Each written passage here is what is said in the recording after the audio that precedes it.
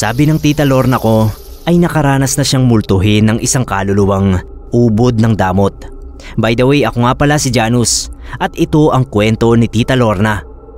Sa stress si tita Lorna at suki siya ng isang eskwelahan para sa pag-arkila ng toga tuwing graduation. Pero yung naranasan niyang kababalaghan sa patahian ay hindi tungkol sa graduation, kundi tungkol sa isang lumang bestida na pinarepair ng isa niyang kakilala. To be fair ay alam naman daw ni tita Lorna na patay na ang may-ari noong bestida. Kakilala pa nga raw niya yon, si Mang Homer, na isang bading. Pamangkin daw noon ang nagpaparepair ng bestida na si Ate Olga. Naghahalongkat daw kasi ng mga damit na itatapon o gagawing basahan si Ate Olga nang makita ang lumang bestida ni Mang Homer. Matagal nang patay noon si Mang Homer, kaya naisip ni Ate Olga na wala namang masama kung galawin niya ang damit nito. Maganda raw kasi yung tela, pero luma na ang style. Naisip ni Ate Olga na ipagawang rompers. Tapos yung matitirang tela ay ipapagawang short na pambahay. Tinanggap ng tita Lorna yung paggawa dahil sayang din daw ang bayad. Isa pa ay hindi naman daw siya busy. Nagbiruan pa raw sila ni Ate Olga na baka multuhin siya ni Mang Homer. Matandang binata kasi yon dahil nga bakla. Hindi naman masungit pero hindi raw palakibo. Ayun na nga, noong inuumpisahan na raw pag-aralan ng tita Lorna kung paano gugupitin yung bestida, ay may naramdaman siyang gumalaw sa tenga niya. Parang kinalabit daw. Napalingon siya sa likod pero wala naman daw tao, kaya binaliwala lang niya. Noon daw tatastasin na niya yung gilid ng bestida, ay bigla raw bumagsak yung isang rolyo niya ng tela. Malakas pa naman ang lagapak noon sa sahig dahil solid na tela talaga. Gulat na gulat daw si tita kasi wala namang posibleng dahilan ng pagbagsak noon. Hindi naman yun maitutumba ng hangin at wala rin daw UP na magpapahina ng pagkakatindig. Matutumba lang daw talaga yon kung sasadyaing itulak. Kinabahan na raw siya, lalo pa at alam niyang patay na ang may-ari ng bestidang hawak niya. Sabi raw ni tita Lorna ay wag naman siyang takutin ni Mang Homer dahil ginagawa lang niya ang gusto ni Ate Olga. Trabaho lang daw, walang multuhan. Nakiramdam pa si tita bago tinuloy ang pagtatastas ng bestida. Tumigil lang daw siya nang may makitang lalaking nakaputi na dumaan sa gilid niya.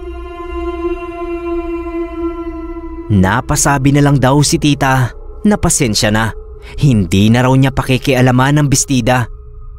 Pagkatapos ay tinahi na uli niya yung part na natastas na. The whole time na tinatahi niya uli yon, ay ramdam daw niya na may nakatayo sa likuran niya at pinapanood siya.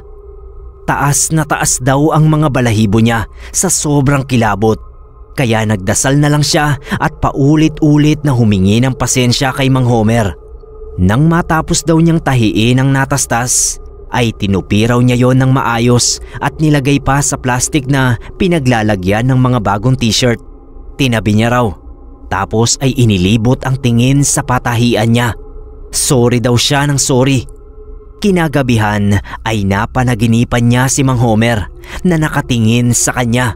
Tinitigan daw siya mula ulo hanggang paa habang nakapamayawang at nakataas ang kilay.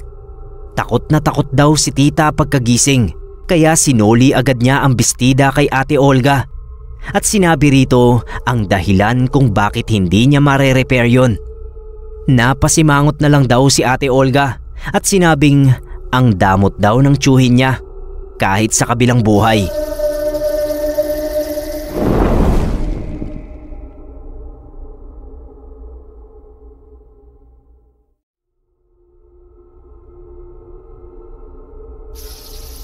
Good afternoon, Sir Neb. Sana ay mapili niyo itong kwento ni Jermaine, ang anak kong babae na sana ay 33 years old na ngayon. Isa nga pala ako sa mga tagapakinig na sa palagay ko ay isa sa pinakamaedad na. 64 na ako at retirado na. Libangan ko na ngayon ang pakikinig sa inyong mga kwento sa araw-araw, kaya medyo kulang ang maghapon ko kapag hindi ko naririnig ang iyong boses. Tawagin mo na lang akong Mang Bobet at hayaan niyong ikwento ko ang nangyari sa aking namayapang anak. Hindi ko masasabing napakatalino ni Jermaine dahil minsan ay mahilig din itong magbulakbol. Pero kahit naman papano ay hindi niya napapabayaan ang pag-aaral. Sabi niya noon gusto niyang kumuha ng kursong nursing sa kolehiyo para daw makapag-abroad siya. Mataas daw ang sahod at in demand kaya mabilis siyang makakahanap ng trabaho. Sabi ng nanay niya ay kailangan niyang mag-aral ng mabuti dahil may required na grado para sa kursong yon. Pinagtiyagaan ni Jermaine kaya naman nakapasok ang marka niya sa maaaring kumuha ng nursing. Excited na excited noon ang dalaga namin. Nagpasukat na agad ng uniforme sa modista. Sinamahan pa ng nanay niya sa kakilalang mananahi para mas maayos ang kalabasan. Maraming tanggap na tahi noon ang kakilalang modista ni Mrs. na itago na lang natin sa pangalang Marta. Ang sabi raw ni Marta ay baka abuti ng 1 buwan bago niya matapos ang uniforme ni Jermaine dahil marami siyang tanggap. Bilang first year pa lang naman ay ayos lang daw na 1 buwan na naka-civilian attire ang mga estudyante. Halos mayat mayain ni Jermaine si Marta. Sinasaway na nga namin ni Mrs. dahil nakakahiya na. Dahil nga sabi naman ni Marta ay 1 buwan. Pero madalas pa rin siyang bulabugin ng anak namin. Hanggang sa isang araw ay maagang pumunta si Marta sa bahay namin. Akala namin ay tapos na ang uniforme ni Jermaine kaya siya napasugod. Yun pala ay may pangitain daw ito tungkol sa aming anak. Pagkagising daw ni Marta ng araw na yon ay nagkapilang ito at dumiretso sa mga tahiin. Halos matumba raw siya sa gulat at takot nang makitang suot ni Jermaine ang uniforme nito ng nursing na hindi pa natatapos. Duguan daw ang mukha ng aming anak at nakatitig lamang sa kanya. Napasigaw raw si Marta kaya dali-daling lumapit ang asawa nito at nang yugyugin siya ay nawala raw si Jermaine. Pero ang uniforme raw nito ay naroon nakatambak sa lugar kung saan niya nakita ang aparisyon. Kabado kaagad kami ni Mrs. dahil hindi maganda ang nakita ni Marta. Nang tawagan namin si Jermaine ay busy ang cellphone nito. Pinuntahan namin sa school ang aming anak pero sa kalsada pa lang ay may nakita na kaming aksidente. Para na akong binayo sa dibdib pagkakita ko sa 2 jeep na magkabangga.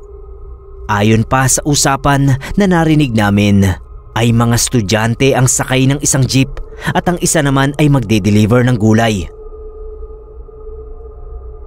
Bumaba kami ni Mrs. sa sinasakyan naming jeep at nakiusyoso pero nag-iiyakan na kami. Taimtim na taimtim ang panalangin ko noon na mali kami ng iniisip pero hindi pinakinggan ng Panginoon ang dalangin ko. Nakita ko pang inilabas sa yuping jeep ang anak namin. Wala ng buhay at duguan. Ang pinakamasakit na pwedeng danasin ng isang magulang. Wala man lang paramdam si Jermaine ng umagang yon. Wala kaming napansin na kakaiba sa kilos niya. Buhay na buhay ang aming dalaga nang umalis. Kung hindi pa siya nagpakita sa modista na suot ang kanyang pangarap na uniforme, ay hindi pa namin malalaman ang nangyari sa kanya. Siguro ay sabik na sabik siyang maisuot ang uniforme niyang nursing. Kaya kahit sa kabilang buhay ay sinubukan niyang maisukat kahit hindi pa tapos. Minadali ni Marta ang pagtapos sa uniforme ni Jermaine at yun ang pinasuot namin sa kanya. Ang ganda ng anak ko, Sir Neb. Bagay na bagay sa kanya ang maging nurse. Kaso ay hindi na yun natupad. Sa araw ng libing ni Jermaine ay hindi ko alam kung ilusyon ko lang ba ang lahat o talagang nakita ko siyang nakangiti at kumakaway sa akin habang suot ang uniforme niya. Tuwang-tuwa ang anak ko kaya napangiti na rin ako bagamat napapaiyak. Nang punasan ko ang luha ko ay nawala na rin siya. 17 taon nang wala ang aking anak. Masakit pa rin bilang isang magulang.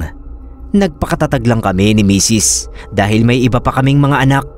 Pero hindi na magiging katulad ng dati ang lahat dahil nabawasan na sila ng isa.